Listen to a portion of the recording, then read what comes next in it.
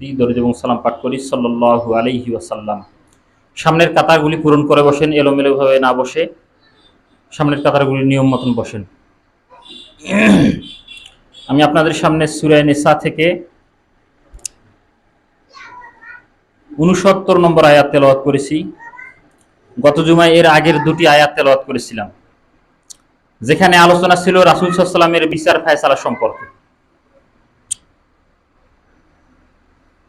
আজকেও রাসূল সাল্লাল্লাহু আলাইহি ওয়াসাল্লামকে অনুসরণ করার ব্যাপারে আল্লাহ তাআলা এই আয়াতে বলেছেন, যদি আমরা রাসূল সাল্লাল্লাহু আলাইহি ওয়াসাল্লামকে পূর্ণাঙ্গ চিত্তে পূর্ণাঙ্গ রূপে যদি অনুসরণ করতে না পারি, তাহলে আমাদের বেঁচে থাকা, জীবন অতিবাহিত করা, আমাদের জীবন পরিচালনা করতে গিয়ে যত কাজ আমরা করি, ভালো পুরস্কারের আশায়, জান্নাতের আশায়, এই কাজগুলি করা আমাদের বৃথা চলে যাবে যদি আমরা রাসূলকে পূর্ণরূপে যদি আমরা অনুসরণ করতে না পারি, রাসূলকে যদি আমরা বিচারক হিসেবে মেনে নিতে না পারি।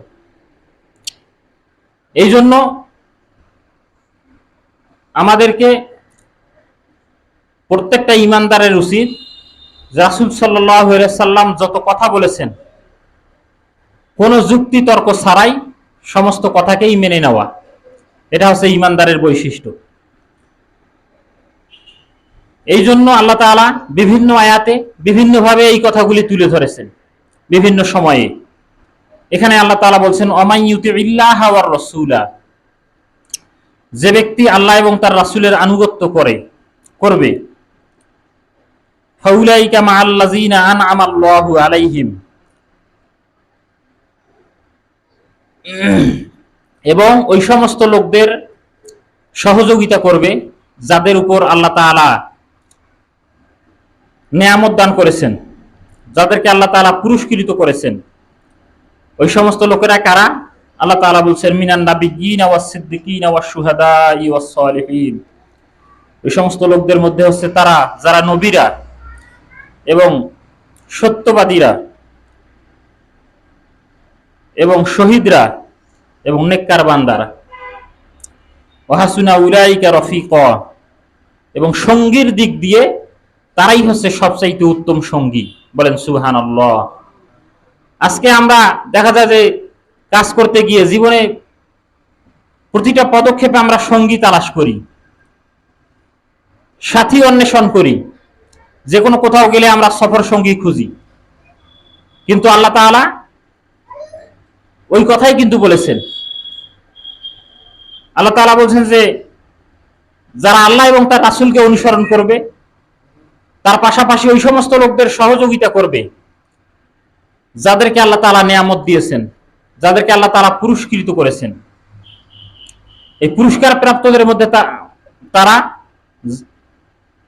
আল্লাহ তাআলা তাদের নাম দিয়েছেন যে নবীরা, সিদ্দিকরা, শহীদরা এবং সালেহিনরা।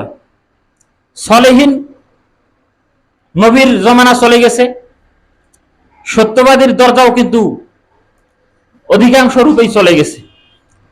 এখন কিন্তু আমরা দেখা যায় যে আমরা নিজেদেরকে সত্যবাদী মনে করলেও কোরআনের দাবি অনুযায়ী কিন্তু আমরা 100% কেউ সত্যবাদী হতে পারি না।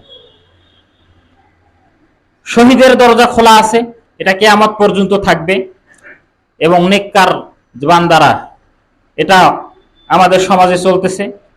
এই সমস্ত লোকদের সঙ্গী যদি আমরা হতে পারি, এই সমস্ত লোকদের যদি সহযোগিতাকারী আমরা হতে পারি, আল্লাহ তাআলা বলছেন উত্তম সঙ্গী, উত্তম সহযোগিতাকারী এর চাইতে আর কে আছে? এটাই হচ্ছে উত্তম সঙ্গী, এরাই হচ্ছে উত্তম সহযোগিতাকারী। এই জন্য আমরা যদি রাসূল সাল্লাল্লাহু আলাইহি ওয়াসাল্লাম এবং সিদ্দিকিনরা এবং শহীদরা এবং সালেহিন বান্দাদের যদি আমরা সহযোগিতা করতে চাই, তাহলে রাসূলের আনুগত্য করতে হবে, রাসূলের ফয়সালা আমাদেরকে মেনে নিতে হবে। এই ব্যাপারে আমাদের কোনো যুক্তিতর্ক তুলে যাবে না, কোন রকমের মানবতাবাদী হওয়া যাবে না। রাসূল সাল্লাল্লাহু আলাইহি ওয়াসাল্লাম মদিনায় হিজরত করে গিয়ে যখন প্রেসিডেন্টের দায়িত্ব পেলেন, কুরাইশ বংশের এক মহিলা,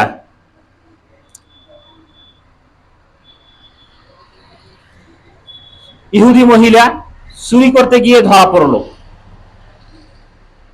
বিচার ফয়সালা যখন রাসূলের কাছে নিয়ে আসলো, রাসূল সাল্লাল্লাহু আলাইহি ওয়াসাল্লাম তার হাত কাটার জন্য আদেশ দিয়ে দিলেন। তখন কিছু কিছু সাহাবায়ে কেরাম এবং তার বংশের কিছু কিছু লোক তারা অবাক হয়ে গেল যে এত বড় বংশের লোক রাসূল সাল্লাল্লাহু আলাইহি ওয়াসাল্লাম হাত কাটার জন্য নির্দেশ দিলেন এই মহিলার, এটা কেমন কথা। তারা অবাক হয়ে গেল, স্বজন প্রীতি তারা দেখাইতে চাইল, কিন্তু রাসূলের বিচার ফয়সালার মধ্যে কোনো রকমের স্বজন প্রীতি নাই। রাসূলের জন্ম থেকে মৃত্যু পর্যন্ত একেবারে জন্মের পর থেকেই ইনসাফ ভিত্তিক জীবন তিনি পরিচালনা করেছেন। যেটা রবিউল আউয়াল মাস আসতেছে আমাদের সামনে, বিভিন্ন মসজিদে বিভিন্ন মাহফিলে রাসূলের জীবনী নিয়ে আলোচনা করা হয়, আমরা এগুলো শুনবো। কিন্তু শুনে যদি আমরা ওইভাবেই যদি ছেড়ে দেই তাহলে তো কোনো লাভ হলো না। শুনে শুনে প্রতিটা বিষয়ে আমাদের আমল করার চেষ্টা করতে হবে।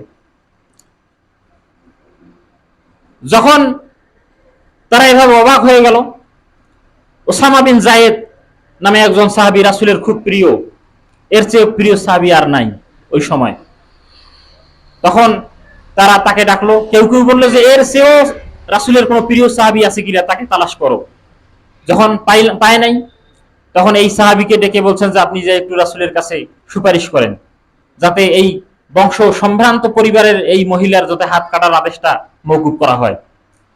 এই সাহাবী গিয়ে রাসূলের কাছে সুপারিশ করেছেন, রাসূল সাল্লাল্লাহু আলাইহি ওয়াসাল্লাম তেরে বেগুনে জ্বলে উঠেছে তার উপরে। রাসূল সাল্লাল্লাহু আলাইহি ওয়াসাল্লাম বলছেন যে তুমি কি আল্লাহর নির্দেশের বাহিরে তুমি আমাকে সিদ্ধান্ত নিতে বলতেছো? ওই সাহাবায়ে কেরাম সাথে সাথে রাসূলের কাছে ক্ষমা প্রার্থনা করেছেন। রাসূল বলেছেন এই মহিলার জায়গায় যদি আমার নিজের মেয়ে ফাতেমাও যদি হতো, আমি তার হাত কাটার আদেশ দিতে কোনো রকমের কুণ্ঠাবোধ করতাম না। বলেন সুবহানাল্লাহ। আজকে আমাদের সমাজের কিছু কিছু মানব দরদি সুশীল সমাজ কোরআনের হাদিসের এই সমস্ত বিধান নিয়ে তারা যুক্তি তর্ক তোলে। একজন বড় একটি দলের স্বৈরাচার নামে প্রতিষ্ঠিত দলের প্রধান একবার এক সেমিনারে বলেছিল, ঢাকায় একটা অডিটোরিয়ামে, একটা বইয়ের মধ্যে আমি পড়েছি ইসলামের ইতিহাসের সাহিত্যের মধ্যে, আমরা তাদেরকে অনেকেই তাকে আমরা ভালোবাসি, অনেকেই তাকে আমরা ভালো সম্মান দিয়ে কথা বলি, ভালো চোখে দেখি, দিনের ইসলামের অনেক কাজ করেছে। এই সমস্ত লোকদের ভালো কাজগুলো এটা কিন্তু ধর্ম ব্যবসা হিসেবে পরিগণিত, কারণ তারা প্রকৃতপক্ষে ইসলাম বিরোধী, কিন্তু সুযোগ পেলে তারা ইসলামের বিরুদ্ধে কথা বলতে তারা দ্বিধাবোধ করে না।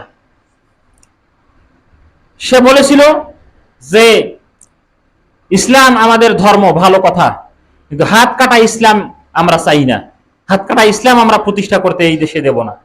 বলেন নাউজুবিল্লাহ। তার নাম হয়েছে এরশাদ চাচা, মারা গিয়েছে, আল্লাহ তাআলা তাকে ক্ষমা করে দিক, আমরা এটাই দোয়া করি। কিন্তু তিনি ভালো ভালো কাজ করেছেন, কিন্তু সুযোগ পেয়ে ইসলামের বিরুদ্ধে এরকম কথা বলেছেন। কেউ যদি এই কথা